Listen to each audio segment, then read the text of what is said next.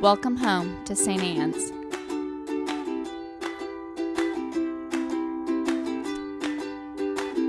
Please be seated. We want you to know that you're welcome to join us at 10 a.m. on Sundays. Please be sure to hit subscribe to receive our sermons. We can't wait to meet you. It's a crazy day, y'all. All right, we're go. All right. Yeah, we have to get all this technical stuff going, and it's crazy. It's absolutely crazy. But we manage it. So here we are. All right. So let's talk about our gospel today, because I think it's a very, very important one in our current climate. And the number of times, have you ever heard of waffling politicians? Yeah. We love to get on people. Well, 30 years ago, he said. Or, the last time this happened, so-and-so said. And we have this waffling thing. And I agree to some degree with that. I mean, I do think it's an issue if people are playing politics. However, I think our gospel today is something that we all need to be aware of. And it's the importance of being open to changing our minds. And that's really, really important. So I want to share a brief story with you. My first parish was a very conservative parish politically, and it was an older parish, and I love this parish. This parish made me who I am. But they really struggled, and I know you guys sometimes struggle with my beliefs on things. So can you imagine what it was like for them? Take a brief second and think what me showing up at the age of 25 was like to them. It was shocking and jarring to the system. And this came right on the... so I was ordained right on the heels of Iowa making it legal to be married, same-sex marriage, which I obviously supported. And one of the first things that they said to me when I got there was, how are you going to handle this? Because there were quite a few people in the church who were not comfortable with homosexuality at all, let alone same-sex marriage. And I said, well, I'm going to handle it the same way that I handle all marriages in churches. If you attend this church and you seek to be married, then I'm going to marry you. We are not a wedding cathedral. We don't do this all the time. But if you are in this church and you choose to be married, then obviously we support you. So this was a real issue for them. And there were quite a few people who were completely not comfortable with homosexuality at all. And to be honest, there weren't too many homosexual couples in the church yet. So it really did not pose a huge issue for them. And then one day, 2 young girls came. And they put everything into that church. Their heart, their soul, everything. And by getting to know them, that church changed its mind. Now, obviously, Meg had always had her stance, and we were always open and affirming. But there's a difference between open and affirming and embracing. My sexuality does not need open and affirming. There's a difference because my relationship has always been welcomed and understood and honored. So there is a difference between open and affirming and loving and caring and supporting. And that's what happened. This church, these people changed their minds. And there were only a few who were very hardcore, but it was amazing to me because at their wedding, 2 of the people who read and had roles in their wedding were adamantly against homosexuality before those girls attended that church. That is the gospel. And I don't even know if I need to preach anything else, because that is our gospel.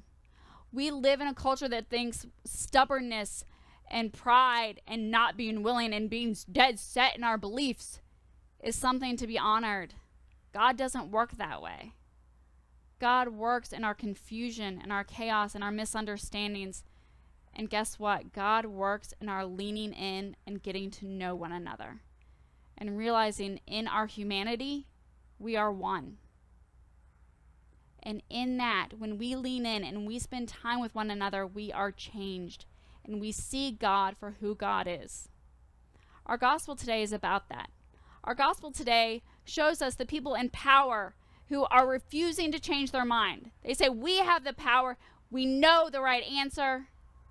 And here's what it is. And we're going to stand by. We're not changing because we have the right answer. We know what the right answer is. And Jesus comes and says, but do you? Are you sure? Because let me tell you, what you are sure of, you should probably question. Because in our sureness, we turn away from God. I guess surety would be the right word. Let's not get into grammar. We ain't got time for grammar. But folks, it is in our questions and in our discomfort and our not quite sure that God acts. There is no honor in being stubborn and proud and right. There's nothing there for any of us. So I ask you, because I study history, I'm a history buff, how many things have we been wrong about? Oh, goodness gracious, just as a church alone. Oh, my goodness. If we based everything on being right the whole way through, oh, Lord help us. We have been wrong so many times. So many times. We were wrong about slavery. We've been wrong about women. We've been wrong about all sorts of things. We have been wrong. And our power, who we truly are, is who we are when we realize that we were wrong. And I ask you today, where are we wrong? We're wrong. Every single one of us, we are wrong about something. Every single one of us, because we are human. Because sometimes we get dead set on our beliefs. Well, no, I'm not going to listen to science because science, you can't trust them. I'm not going to listen to the government. You can't trust them. I'm not listening to the blogs because they don't know what they're talking. Have you ever noticed that we don't listen to anybody? And there's always a justifiable reason for why we don't listen to anybody. And at the same time, we can find any amount of data to prove what we already believed. But that's not where God is. God is in our questions. And I'm not quite sure. God is when we come together and we try to figure it out. God is in finding our answers over coffee and conversations. God is not in, I'm absolutely right and I'm going to prove why you're wrong. That's not God. God is in the, I never thought about that. God is in the, oh, you love someone just the way that I love somebody.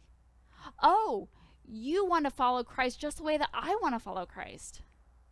Oh, you struggle with fears just like mine. Oh, you want what's best for your kids just like I do. That's where God is. God is in those connections. And so I ask that we seek those connections. Do not seek to prove anything.